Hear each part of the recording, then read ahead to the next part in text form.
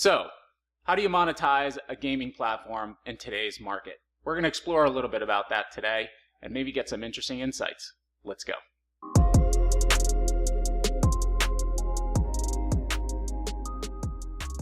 So today, I'm going to look at monetizing gaming platforms. And it's something that is really been transforming over the last probably 10 to 15 years. And we're going to be looking at how that gets done. So to help us with that a little bit, I'm going to ask Rob Winkler, CEO of Fifth Planet Games, to join us. Hey. Hey, Rob, how are you? Good, how are you? Good. Yeah. So you've been telling me a little bit about, how you see the industry going, and give me and anybody who's watching a little bit of an idea of how you see the industry having shifted over the last few years. Yeah, I think it's been really fascinating, especially personally entering the industry towards the beginning of the big shift that I've seen over the last decade or so. So the biggest change that started about 10 years ago was the rise of Facebook and Facebook gaming. Everybody kind of, if they didn't play Farmville, they remember, knowing someone that lost their lives to Farmville for a little while.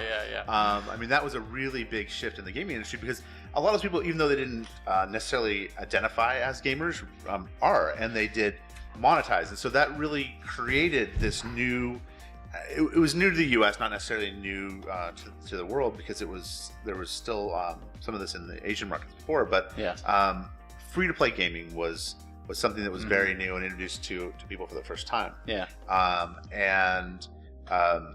Facebook did that, gave people the opportunity to do that very well at first. Before that, traditional gaming was mostly console and PC based.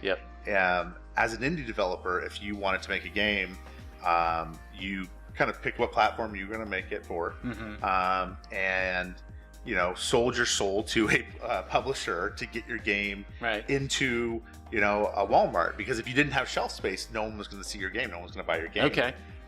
So it was almost like the book industry, like you're getting shelf. It was brutal, and you had to pretty much give up all of the profit. It was tough because there was no other viable alternative for getting in front of people. And then with Facebook, that all changed, and all of a sudden, there were notifications for a little while. There is the, send your friend a message, that stuff that got really annoying, but it enabled developers to, create a game and use those viral mechanics, those social mechanics, to get in front of hundreds of thousands, if not millions of people really quickly, which they never would have done any other way. So it cut publishers out of the loop. Which was, it was a great opportunity for people to kind of break into the industry, which, is kind of what we did too. Nice.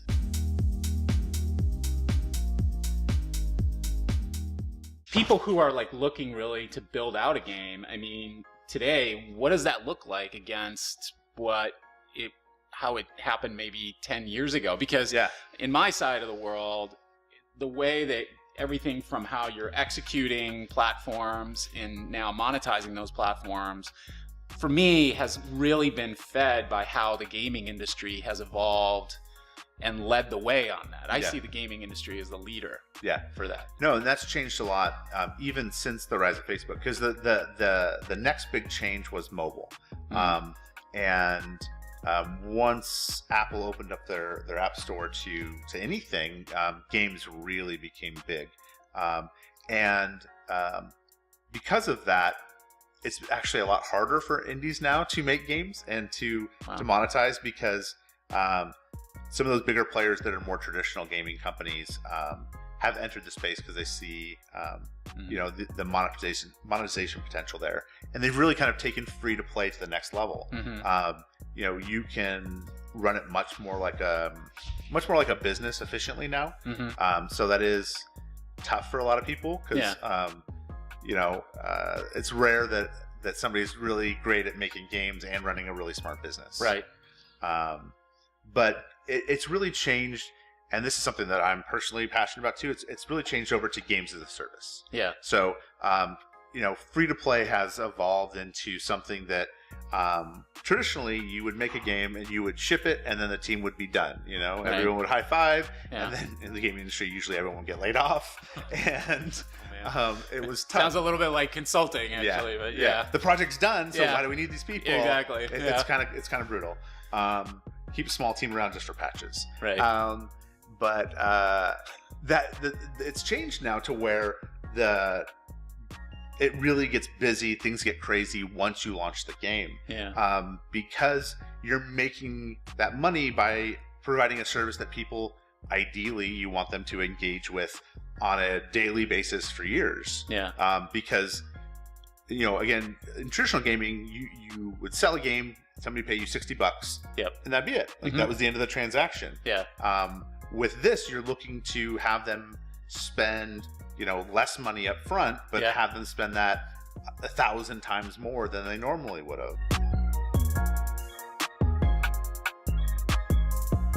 So are you forced to deliver better product?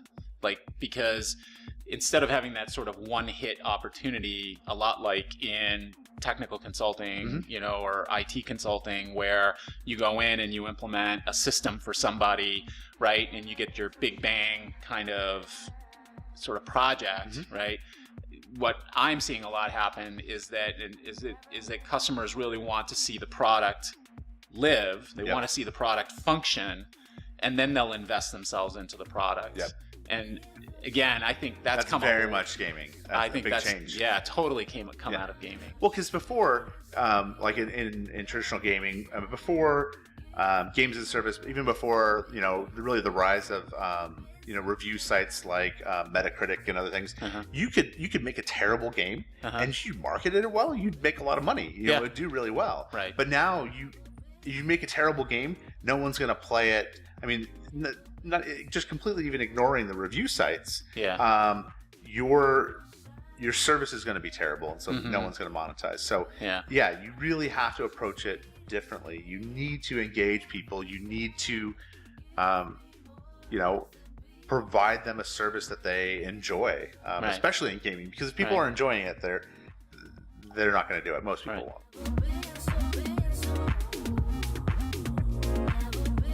Well, and then you get really committed to the storyline. Yes. And you get invested, and ideally emotionally invested. I mean, games, And you identify a lot with it, right? Yes, absolutely. Yeah. And you build relationships. That's something that we always push really hard for, is that social is really important to us. Community is really important to us. So, because I've always been a very firm believer that games are always more fun with friends. I was brought up playing MMOs. I played a lot of EverQuest and World of Warcraft. Yeah. And now I don't have quite the time for those things, so I'm playing things like Destiny, that have more of a smaller team social connection there. But that's where we really try to provide that in our games, is that someone like you and I would really, if we enjoyed the same game, we would get a benefit for working together while playing that game. Right. Which we do at times. Yes. Full disclosure, Rob and I kind of play Destiny whenever he lets me join his fire team. Yeah. So, which is a ton of fun. I mean, that's what's great, is that those games are a lot more fun with friends. Yeah. Sure. And so we try to create those kind of social interactions and those opportunities as much as we can. Yeah. Because it's good for business too. Yeah. I mean, if people care about the story, if they care about their character and their place in the world, and they care about interacting with their friends, they're much more likely to stick around and keep playing that game for a long time. I mean, I always kind of tell the joke of, I played World of Warcraft for years after it was actually fun, because I was in a guild and I had friends and I had kind of like an obligation. I mean, I enjoyed spending time with them, but the game would frustrate me to no end. Right. But I still logged in every day to hang out with my friends and do things with my friends.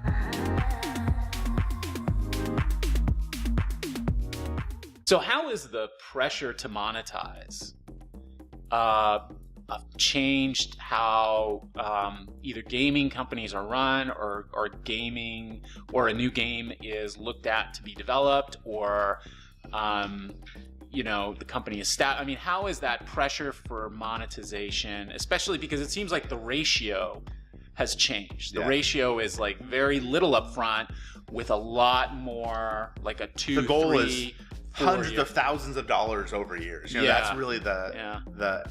Honestly, I don't know that it's changed it for the better. There's Uh-huh. some kind of manipulative, toxic things that some game developers have done. Uh-huh.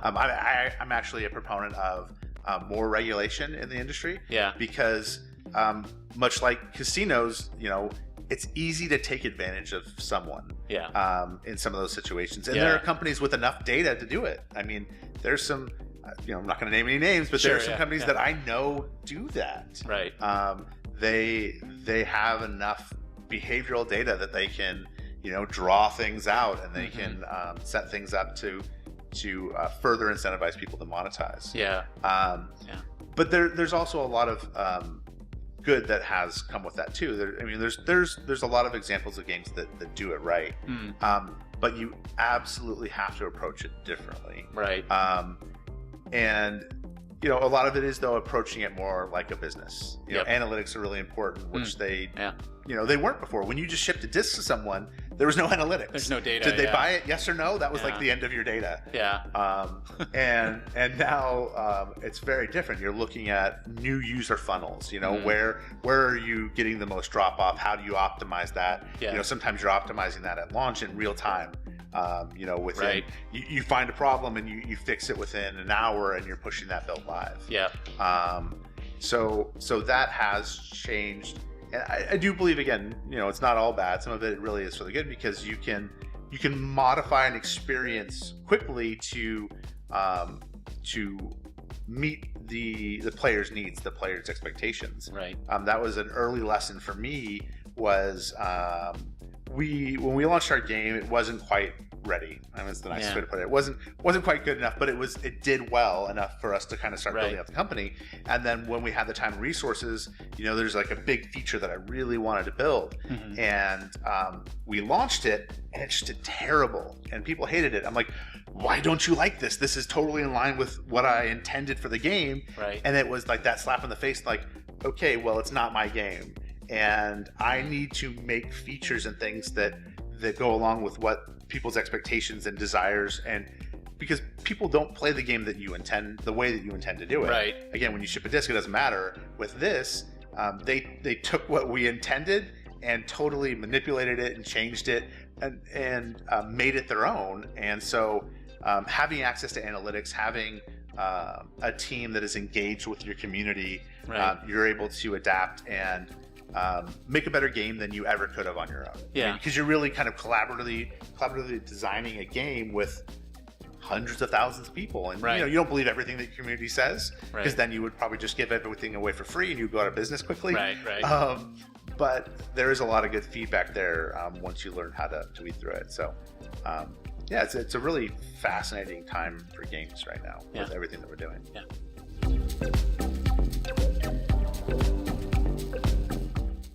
The systems that you put out and the products that you put out, once you almost put them out, you no longer are the pure author of that product or that service. Yep.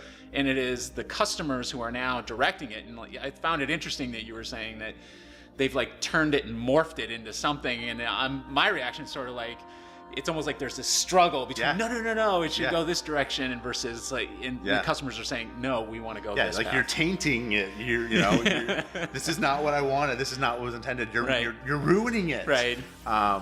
No, but that, which obviously they're not ruining it, because as a customer, it's you know, if they don't get what they want, then they're not going to be customers anymore. Right.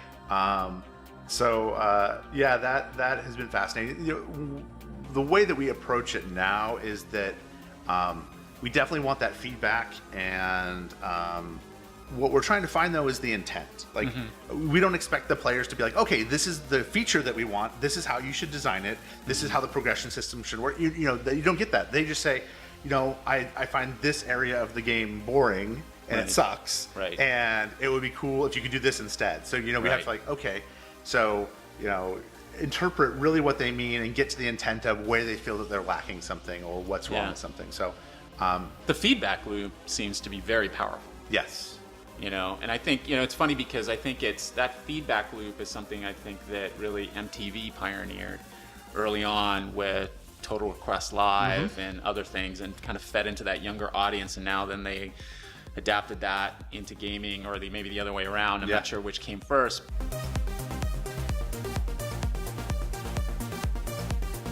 Do you think you make certain decisions based on ability to monetize versus what the customer wants at times? Is there that kind of tug of war a little bit? Yeah, absolutely. Okay. I mean, because we have to be practical. We need to run a business. If we can't monetize our games, we don't make games anymore. Right. You know, people find jobs doing something else. Right. So there's very much, you know, I guess I'm proud to say there's a struggle, because if there wasn't, if we just cared about the business side of things, you know, we wouldn't be creating something special and unique and something we were proud of. So there's always that struggle.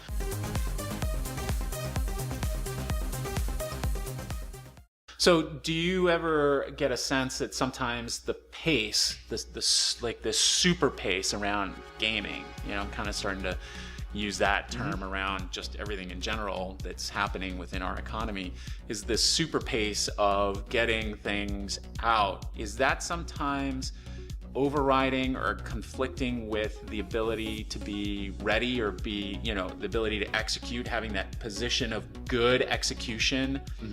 Is that getting compromised because you've just got to go? Yeah, absolutely. And that's good and it's bad. I mean, you can iterate quickly, but nothing's ever finished.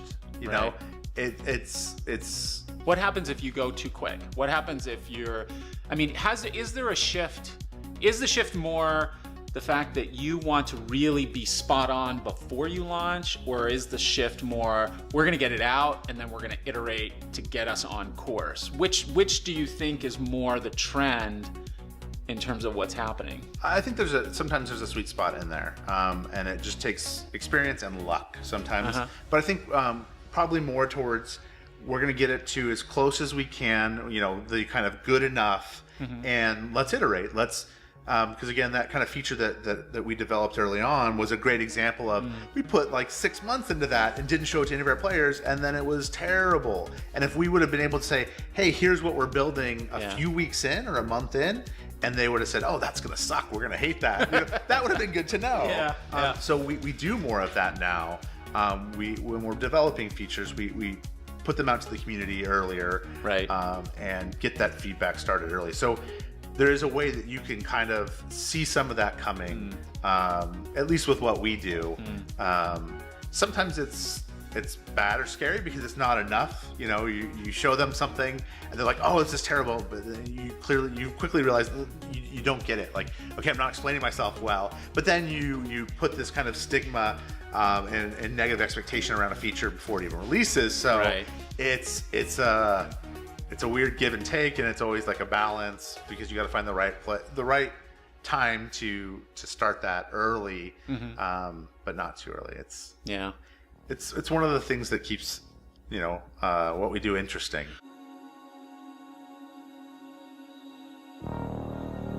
In the gaming industry, how often do either companies or game launches tank? I mean, or just not produce in the way that either the company expected or investors expected? Because now it's an investment process a lot of time. I mean, I remember a few years ago when a certain game launched, I think they generated it was like the big deal. It was like they generated like $1 billion on the first day of sales. That's like every Call of Duty does that. I mean, they far surpass any movie opening, you know, any other type of media. Game launches are huge for those types. For, you know, those are more traditional, you know, $60 type game things. But yeah, no, that has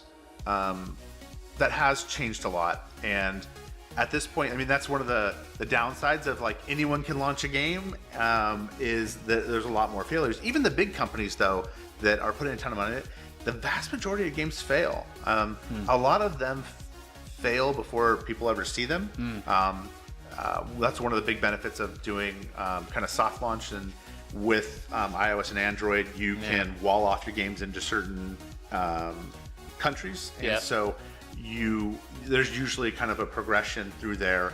And if it doesn't pass the first one, which are usually low monetization countries, if no one's playing it, no one likes it, you know, you try to iterate a little bit, but you kill the game. I mean, there's the big companies like Supercell, for example, that did Clash of Clans, Clash Royale. I mean, they've developed tons and tons of games over the years, but they've only launched 3, right? 4 maybe? Yeah. And they've had a couple games. There was a game last year that looked really good and was fun, and they pushed it all the way to Canada, which is kind of like the last stop. Like they've kind of gone almost everywhere else except for the US. Canada is like, most developers use it as the kind of closest one-to-one of a US launch. But the US market is a lot bigger Right. in gaming. And a lot more consumptive also. I mean, the aggressiveness. And in this industry, you do kind of have a second chance at a first impression, but only to a certain extent. Like when you launch in the US, you're looking for features from the platforms. You're looking for a certain amount of kind of social engagement and viral installs from that. So the Supercell game was in Canada for a while and was doing really well, and then they just killed it. I mean, and they probably at that point had a couple years worth of work of, I don't know, at least a dozen people, if not more. They probably spent much of marketing. I mean, that was, I don't know, $10 million or more invested in a game that they could have launched in the US and still done well, but it wasn't good enough. Right. So there are higher profile failures like that, but there's a ton that happens just kind of in kind of beyond prototyping and more into early development, because you can get feedback on that stuff pretty quickly. I mean, there's a lot of different ways.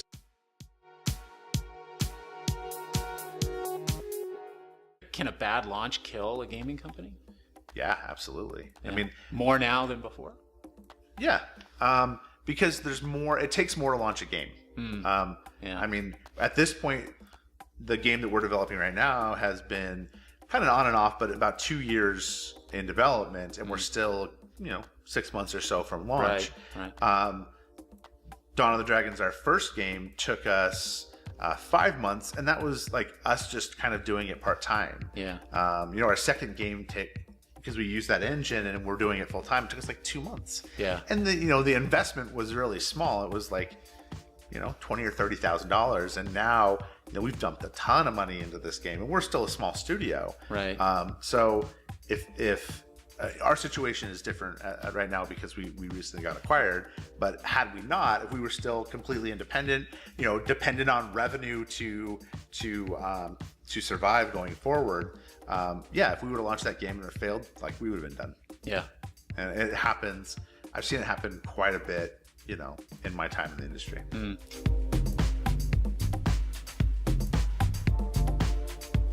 So where would you like to see gaming go now? I mean, I guess, the thing that I'm always excited about is like, what's sort of the next sort of thing from gaming that's not necessarily about the game itself or the next game itself, and maybe it's a little bit about the next game itself, but what's the new trend that's going to start to hit that really is the cool trend? Because the thing that I tend to talk to our customers about is that the audience that you're dealing with in terms of your products, the people that of a company you may be acquiring or a market you want to enter, the bulk of those people are living or grew up in a gaming environment and understand that thought process more than they understand the traditional product market process. And they tend to adapt to that a lot faster. And so I think that there's some, there's still like this catch-up thing that's going on, but I think that window is shrinking a little bit. What do you think is sort of like the next? If I really knew, I'd probably be rich. But I definitely think, there are things that have come up in the last 5-10 years that have gone away. But I think one of the things that's definitely here to stay is games as a service. I think there hasn't been a huge shift in kind of the customer interaction, customer feedback, the social engagement from game developers. It's been very analytics focused. And I think as everyone gets good at analytics, then the next kind of differentiator will be someone that can, again, interact with the community, pull out the intent of what their feedback is, and use that to create the next better, next good feature in their game, but also kind of the next type of game that comes Right. out, because you're not gonna. There's only so much you can pull from data. Yeah. And I don't see a lot of big companies doing that well. At least from the games that I've played as a player, because I have some insight into that, and where those things are coming from.